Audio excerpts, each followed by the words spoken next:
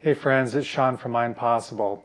If you're learning how to do telekinesis, whether through my programs or somebody else's, I really want you to succeed. And lately, I've helped a couple of people with their struggle learning telekinesis, and there's a common denominator that I want to share with you. It has to do with the type of container they're using to cover the object when they practice. And this is partly about the material, and I'm talking about using glass versus something like acrylic plastic. There's some containers out there that look like glass, but they're really not glass, they're acrylic. It's a type of plastic. And some of these, the people choose to use, have the lid on it with a little metal clasp to seal it in, and it has a rubber lining all around it. And on the other side, there's a metal band that goes around it. And the problem with these kinds of containers is, even though they're good at sealing the air in, they are likely to keep a static field, static electricity on the surface of the container, on the outside or on the inside. And if you click here to watch this video about static electricity and watch it, you'll see that static is not our friend because it actually holds the object in position. Sort of the way a compass needle always faces north, static has the effect on the object when you're trying to use telekinesis. And it'll just hold it in place, and your telekinetic effect won't be strong enough to move it.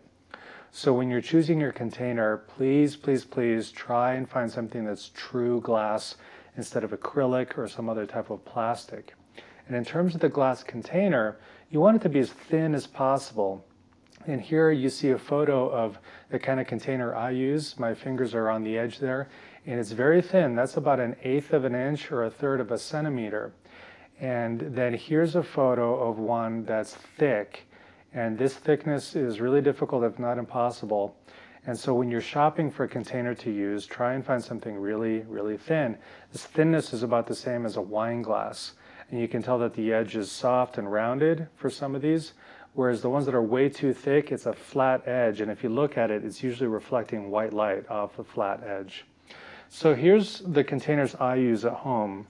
There's this one with a 6-inch diameter, and again, very thin. And actually, my favorite is this one. It's got a 9-inch diameter, and it does have the flat edge, but it's still a very thin glass wall. And you see there's no metal clasps, there's no rubber on the edge, there's nothing else. And I just turn them upside down, and if you're worried about air getting in, just use tape around the bottom, but there shouldn't be any airflow issue. These are what I use, and if you live in the United States, I live in Colorado, my favorite places to buy these are at Hobby Lobby or Michael's. These stores typically carry these two types of glass vases, and if you go to the flower section or the glass section, you'll find them there.